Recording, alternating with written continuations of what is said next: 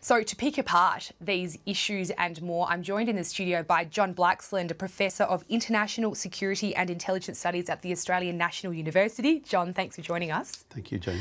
This happened on Wednesday. How on earth do you think this could have happened, that Iran, if we are to believe the intelligence, has shot down a commercial passenger jet? Look, these are very tense times. Iran is in a real flap. Iran is deeply worried about the prospect of retaliation. There are a lot of trigger-happy people out there, and it's quite conceivable that the people operating the surface-to-air missile system were given a bit too much leeway about the operation of the missile system. They got nervous about a plane close by and pulled the trigger. Alternatively, that system has the ability to go autonomous, so being set and forget, but with certain conditions.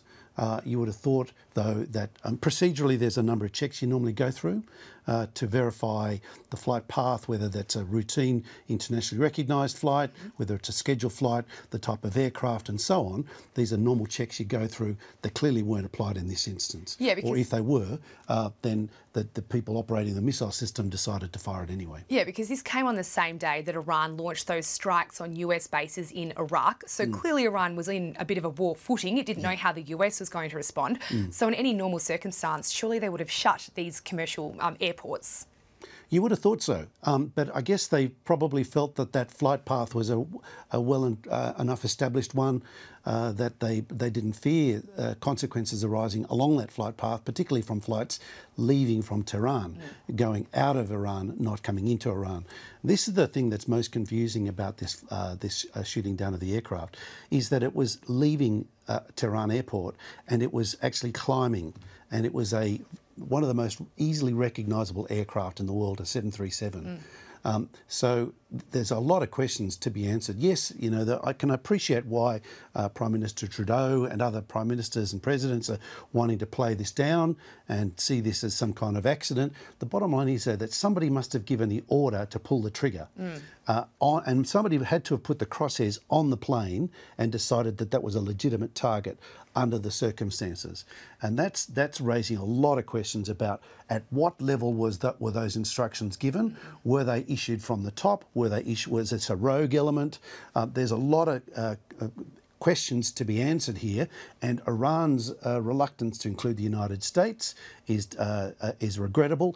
It's good that they're prepared to include Ukraine and Canada in that equation, and that's appropriate. It's interesting, though, you don't make the point that Canada doesn't have diplomatic representation there. Canada and Australia, actually around the world, we kind of look after each other quite a lot. I call them strategic cousins, because when Canada has a coverage in a place and we don't, we'll often represent each other. And that's one of the great things about the relationship between Australia and Canada. And so I suspect that even though at the moment Prime Minister Trudeau's left-leaning and Scott Morrison's more conservative, they will probably have an alignment here and look to work collaboratively to try and get to the bottom and try and recover the bodies and deal with whatever evidence they can and respond to the accident investigation as appropriately as possible. And we'll move to the diplomatic help in just a moment. Hopefully all leaders can put politics aside in circumstances like these.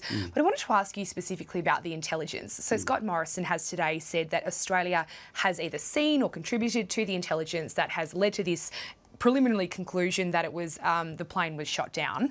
What role would Australia have played in this process? Well, it's not clear exactly what role Australia has played, but we are very much plugged into what they call the Five Eyes network, which is the network of alliance partners that emerged from the Second World War. And this is something I'm working on a project on at the moment to try and look at the history of this. But essentially what's emerged is from the Second World War we had a partnership, a trusted collegial partnership between the English-speaking nations, the former Commonwealth English-speaking nations and the United States to collaborate on intelligence sharing. And that's developed to a point where today there's really quite significant trusted and time-sensitive sharing of intelligence on issues of mutual concern.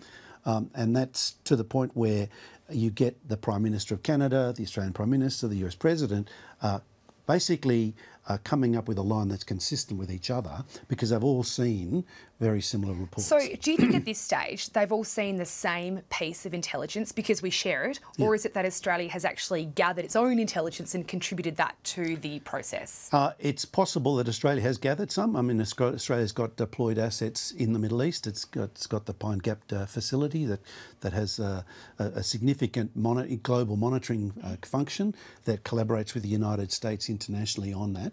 So it could have contributed to that. It's quite possible that that's the case. It won't be necessarily all that obvious in the reports because these things don't say, oh, this was collected from Pine Gap or this has been collected from some other site. This is the stuff that is just, you know, the analysts will get the source information, they'll piece it together, they'll look to corroborate it with other reports. And this is an interesting point. So there's a number of different sources of information that you can look at. So you can look at maybe there might be some telemetry, there might be some infrared signals, there might be some other signals intelligence indicators, there might be some email traffic, there might be a whole range of things that an intelligence analyst will look to corroborate and then put out a report. So that report probably has a fairly high degree of reliability. The question then is, in my mind, is okay, there's a politically convenient point here because essentially President Trump has made it very, very clear he does not want to escalate. And I've made the point elsewhere that I think he's looking to try and de-escalate and, if anything, look to kind of move towards offshore balancing. In other words, reducing America's military footprint on the ground. There's a lot of rhetoric to the contrary, but I think it's more about playing the art of the deal to get concessions out of Iran and others like North Korea, but really not having a heart to put troops on the ground and to actually engage in a shooting match. He's pulled back from those a few times now.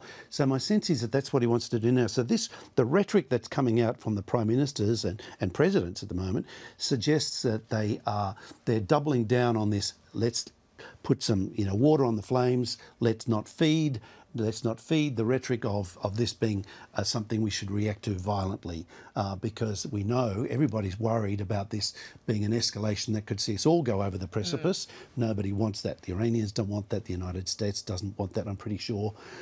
And we in Australia certainly don't want that either. And perhaps that's also, that can partly explain Scott Morrison's language this morning when he's calling this a terrible accident. He's kind of giving Iran the benefit of the doubt here. There's a lot of doubt being given to Iran at this juncture, but the language is very careful. Yeah, and given the circumstances, given the fact that we've just had General Soleimani killed and the rocket attack on Baghdad, it wasn't just the attack on the US compound at the airport. There's been follow-on attacks at the Green Zone. They have not been responded to violently by the United States so far.